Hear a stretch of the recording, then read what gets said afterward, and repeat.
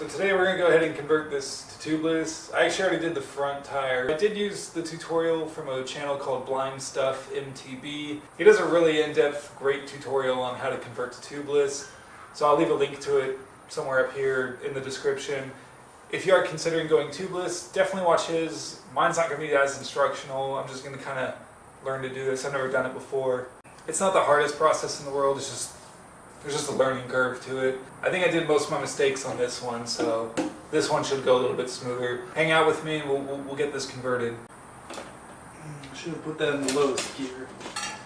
I always catch my mistakes too late. I know you're supposed to do this with 2 tire levers, but I only seem to have 1. Almost got it. Ugh. Get this shit out of here. Ugh. So if you do get a new bike and you have to convert it tubeless, make sure you check the tape. Not all tape is tubeless. These are DT Swiss wheels. I contacted DT Swiss directly. These rims normally come with tubeless tape if you buy them directly from DT Swiss. I called YT. They put on their own tape that is not tubeless ready. So you do have to retape this particular rim on this particular bike. Definitely check before you do this. I'm going to be using Gorilla Tape.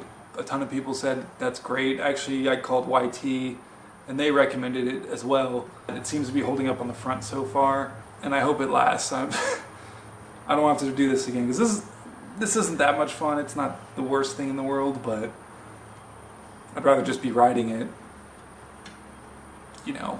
But see, this just comes out as one strip. It's not tape. So to make life easier, I'm just going to put this back on the bike.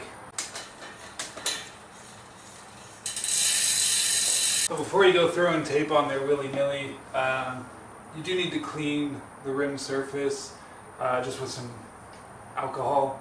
This is 50%. You could use something stronger and probably clean better, but this is all I had available to me. So just put on a rag. Clean it off. That way your tape has a really smooth and clean surface to stick to. This bug is bugging me. This is a 1-inch roll of Gorilla Tape.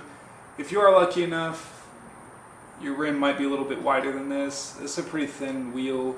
Unfortunately, I do have to trim the tape. It's simple enough in theory. You just measure it up, cut where you need to, and then peel off the part you don't need.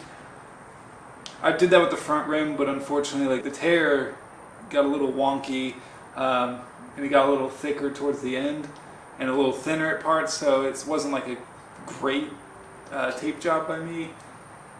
User error, it's nothing wrong with the system. Ta-da! Just made a complete mess.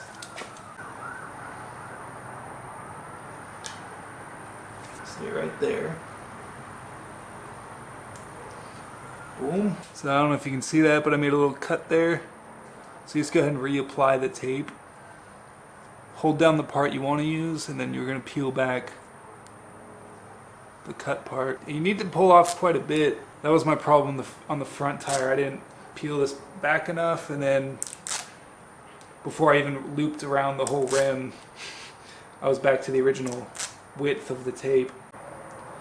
Just kind of see, and then it breaks off like that. I'm just going to go with it because I won't be out here all night. So here's my hole for the valve stem. I'm going to start like an extra hole up. So just get it centered on the rim. I like to take it a little bit at a time and just apply pressure to make sure it adheres to the rim. And you do have to pull pretty tight.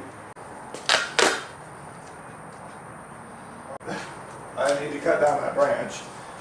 I did this one a lot better. I like to rub my hand around, make sure all the tape is nice and smooth. I did put the tire on and I missed a step. One of the most important ones. So go ahead and find something small and sharp. I found the end of this nail file in my bathroom. You need to poke a hole for the valve stem to go through. Obviously you're going to want to punch it down through. You should do this before you put the tire on, but again, I'm just so excited I neglect to do these things. Don't create a big hole, just a really small one, just enough for the valve stem to go through. Again, it's all about keeping an airtight seal in here, so you don't want a giant hole. Find the valve hole with your finger here, use that to mark it, and then go ahead and bada bing, bada boom. Now you can go ahead and put your tubeless valve stem in. Alright. So now, you're going to want to take that little silver ring you got and you're going to put it back on here to create the bond. The bond that cannot be broken. You can just hand tighten it, but I mean, do it pretty tight to keep that air in. Next step is throwing in the sealant. It's rapidly getting dark out, so I'm going to try to speed this up. What I did with the other one is I put the majority of the tire back on the rim and just left a little space open at the bottom. So you know, just leave a little bit of a pocket here so you can drop the sealant in. So the instructions are on the back of this bottle. They're pretty clear and helpful, but you do need to shake the shit out of this. So for this one, it's not quite 2-inch wide. So it says use 60 to 90 milliliters. So you can do a little more.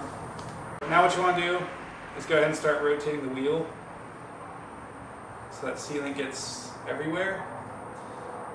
And that way it moves to this side so you can start putting the tire back on without making a mess. And this is a tough part, getting the tire back on. I had a lot of trouble with it the other night, but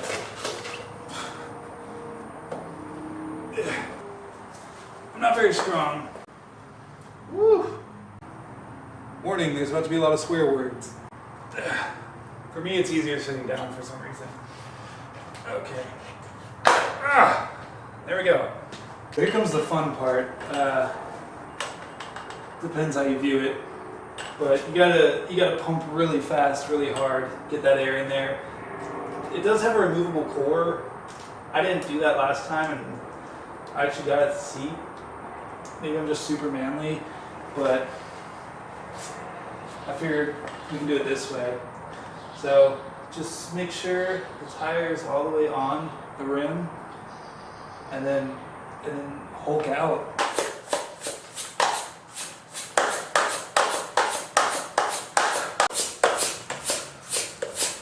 That's not doing anything. Try this again.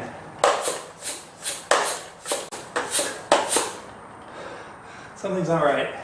I swear, I don't know what's going on. I really did not have this much trouble with the other one.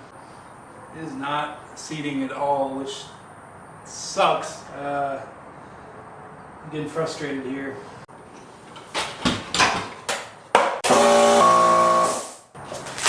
A crazy idea here. I have this air compressor. I screwed on the valve for my bike pump.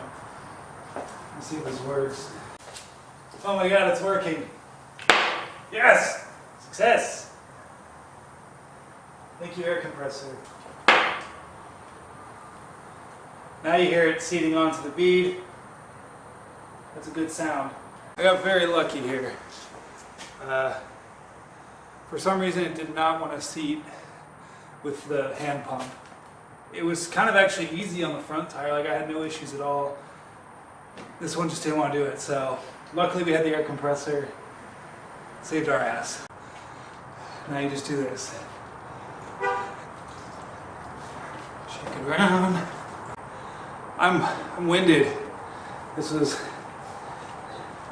not fun at all.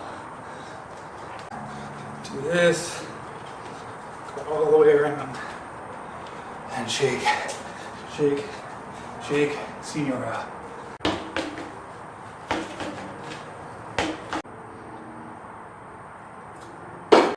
Bugs everywhere. So guys, that's basically it. I'm going to sit out here a while and keep shaking, but I obviously won't film all of that because that's pretty boring. Thank you so much guys for watching. I'm excited for the first ride. I hope you are too. I don't know if anyone watches these, but I appreciate you. Stick around. New video next Sunday. Take it easy until then. R. 2R. B-A. Yeah, 4A. Looks pretty sick. Raw.